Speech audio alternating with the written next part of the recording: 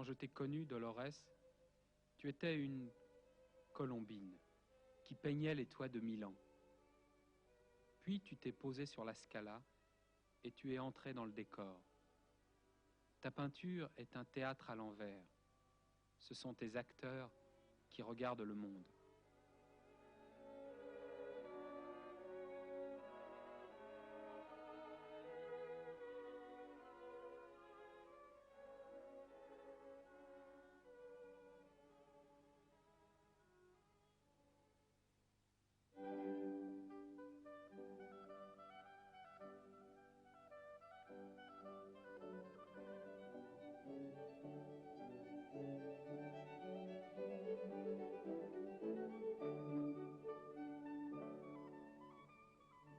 Dolores Puto est peintre, mais porte en elle une si lourde hérédité théâtrale qu'elle est totalement des nôtres. Il existe une communauté du théâtre dans tous les pays, dans toutes les langues. Une communauté où les signes finissent toujours par traduire l'homme, si semblable à un autre, partout où elle tente de le donner en spectacle. Sa vision du théâtre est devant nous comme un relief œcuménique. Dolores aime puiser à la même palette les destins les plus divers, qui, nuance par nuance, se juxtaposent comme frères. N'a-t-elle pas réuni sur une toile exposée au Vatican tous les visages des chefs de toutes les églises? Petite fille de chanteur d'opéra, sœur d'une première danseuse à la Scala, sœur d'une pianiste concertiste, fille d'un Français et d'une Italienne installée à Barcelone, peintre depuis l'âge de 12 ans, mêlée à l'aventure de la scène dès 14 ans, avec ses premiers costumes pour les dialogues de Platon. Scénographe à la Scala dès 1951 et pour 9 ans. Professeur à l'Académie des Beaux-Arts de Brera, Milan.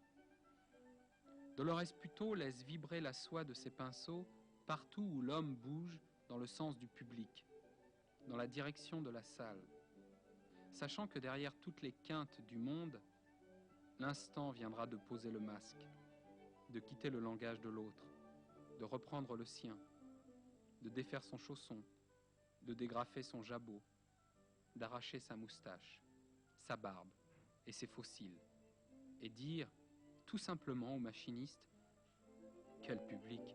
Il était peint sur les banquettes. Fraternité du langage.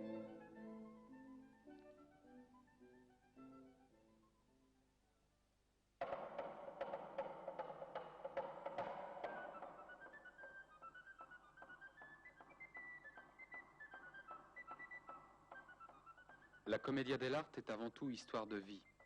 Chaque fois, elle vit de réalités mouvantes, de provenance hétérogène, d'où naissent interminablement des dérivés, et où chaque anecdote, chaque témoignage, chaque repère affirme ou contredit une autre anecdote, un autre témoignage, un autre repère.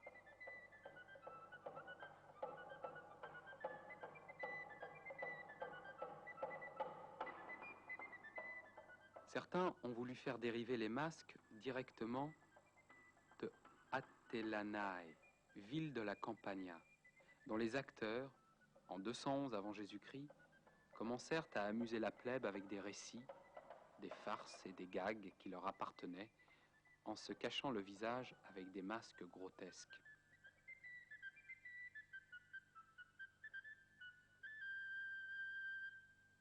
Encore plus qu'y voir une continuation et une répétition de ces types qu'on a conservés dans le Moyen-Âge, il faut croire que ces masques se développèrent spontanément pendant la Renaissance, puisque ces figures sont l'expression vive et sincère des éternelles péripéties humaines.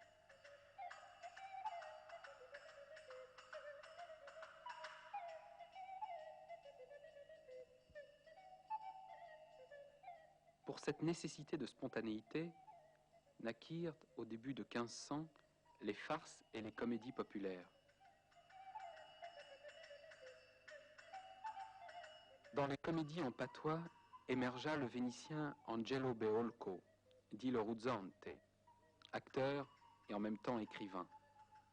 Le Beolco fut le premier qui porta sur la scène ses acteurs, en les faisant parler en patois de leur pays d'origine, et en créant en même temps un type à caractère fixe, c'est-à-dire un masque.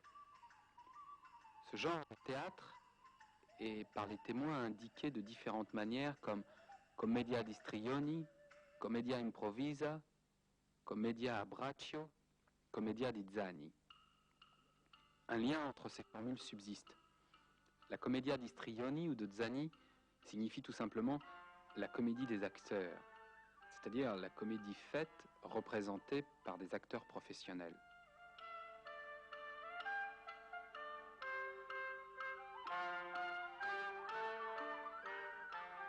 Un polygraphe très singulier de la fin du XVIe siècle, le frère romagnol Tommaso Gazzoni, nous a laissé un livre curieux, La place universelle de toutes les professions du monde, édité en 1585. Une sorte de traité de microsociologie des métiers de son temps, sur lequel on rencontre plus d'une fois ce qu'il appelle les histrions, les comiques, les saltimbanques.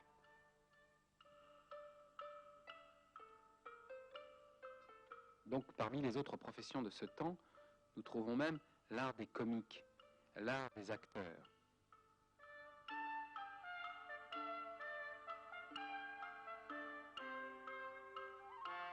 Histrion, du latin histrio, signifie acteur, et par traduction, charlatan.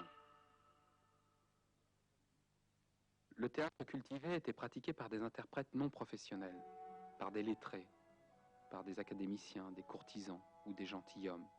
Un cas exemplaire est celui de Ariosto.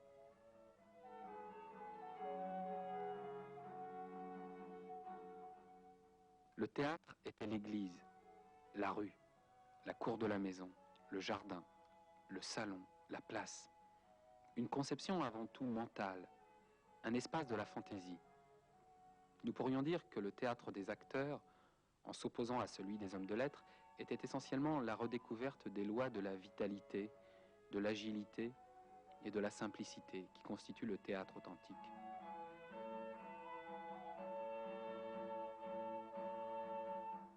L'origine des masques, nous la trouvons dans les bouffons, étranges et incroyables figures, qui dans les cours des princes les amusaient avec leurs grimaces et leur insolence.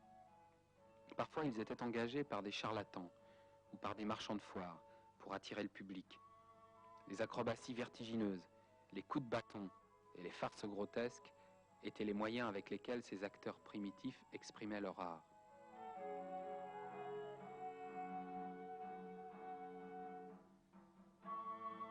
Ce sont eux les pères de Zani, qui engendreront les Arlequins, les Brighella, les Polichinelles. Les Zani étaient originaires de la vallée de Bergame et représentaient la caricature du paysan très pauvre et ignorant. Ils parlaient le patois d'origine. Ils portaient un demi-masque et en général ils avaient une barbe. Les Zani, indispensables pour chaque action scénique, étaient deux et représentaient les serviteurs. Ainsi naquirent Brighella, le premier Zani, et Arlequin, le deuxième Zani. Ensuite naquirent deux autres personnages, les vieux de la commedia, c'est-à-dire Pantalone, gentilhomme vénitien, et le pédant docteur Palozzone.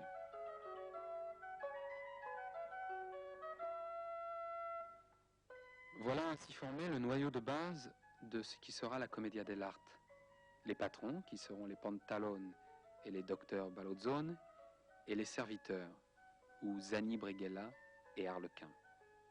Naples ensuite donnera son Zani, dans la personne de Polichinelle, et les figures des Zani se multiplieront avec Bezzettino, Truffaldino, etc.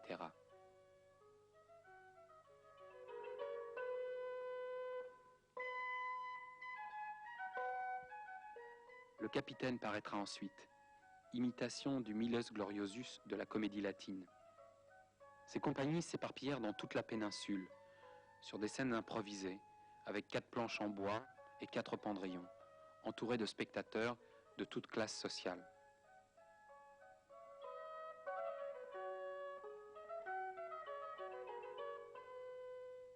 Ensuite, le perfectionnement de la machinerie de théâtre conduira aux merveilles des scénographies du XVIIIe siècle.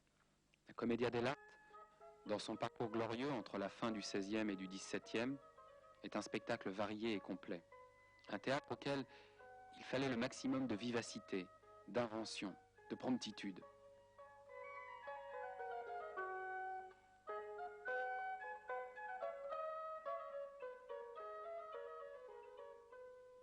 Le texte du canevas ou scénario, c'est-à-dire la trama des actions de la commedia, était très pauvre. Mais tout était rendu vif et riche par l'interprétation savante. Et là était le secret de cette manifestation du théâtre italien. Puisque tout est destiné à terminer au XVIIIe siècle, la Commedia dell'arte donnera ses premiers signes de fatigue. Le coup de grâce lui fut donné par la naissance à Venise de Carlo Goldoni. Ce grand écrivain de théâtre remplacera la Commedia dell'arte par un nouveau genre de comédia, dans laquelle acteurs et masques doivent se tenir à ce que l'on écrit. Ainsi naîtra le premier exemple de théâtre contemporain.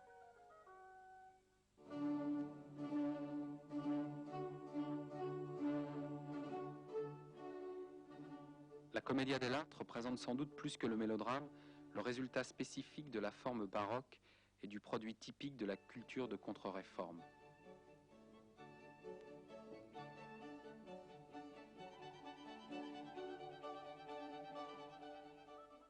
Les comiques, à leur façon, créent pour la première fois une authentique industrie du divertissement.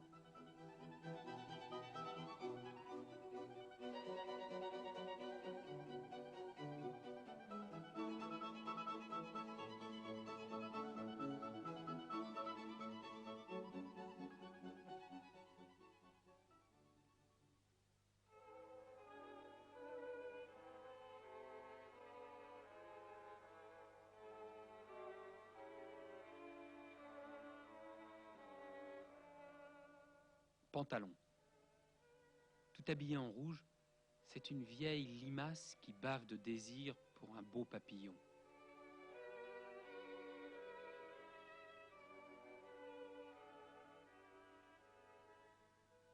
Capitaine. Un ogre, végétarien.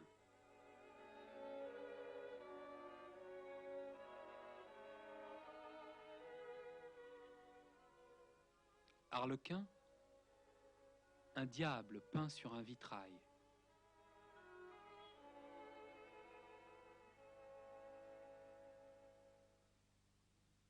Colombine. Une colombe qui a becs et ongles, mais s'attendrit quand on roucoule.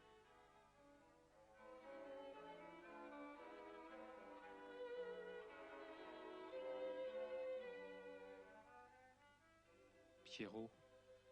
Un rayon de lune tombé dans la farine. Deux yeux de prisonnier à travers un mur blanc, un bonhomme de neige léger comme un flocon.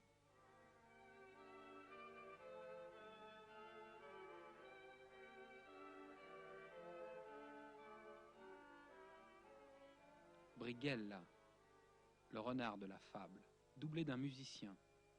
À l'aide de sa guitare, il fait chanter Maître Corbeau.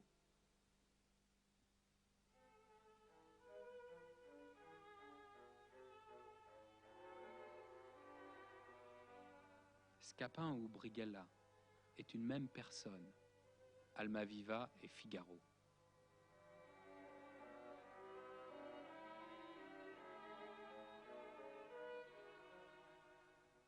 Pulcinella, c'est le croisement d'une puce et d'un chapon.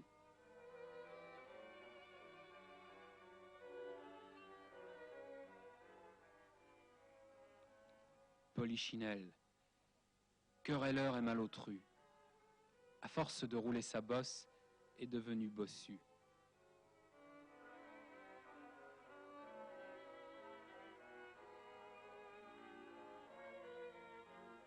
Balanzone, bolognais ignorant et pédant.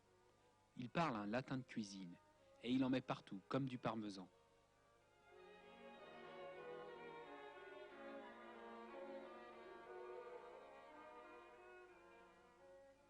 Scaramouche, un Cyrano froussard, en fait de tirade du nez, c'est plutôt par les oreilles qu'il est souvent tiré.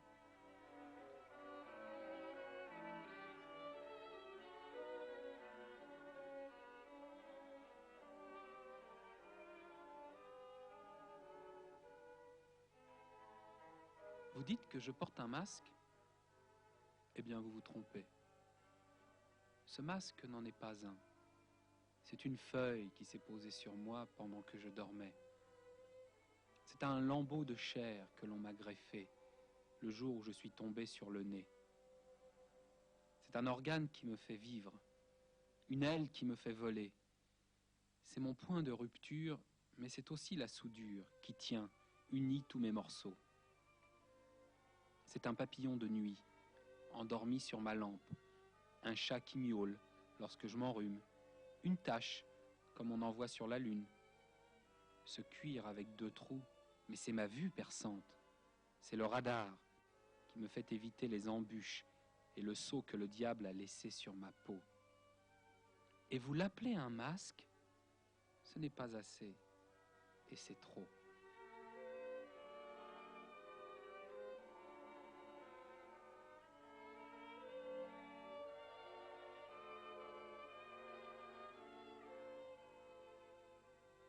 Le jour où Colombine est morte, Venise a pleuré sous ses masques, des larmes colorées comme des confettis ou des bonbons fondants.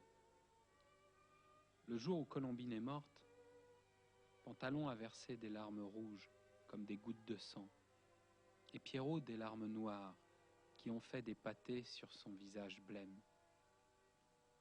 Le jour où Colombine est morte, même les lions de Venise ont pleuré, et toutes les gondoles ont porté son deuil, et tous les pigeons de Saint-Marc ont suivi son cercueil.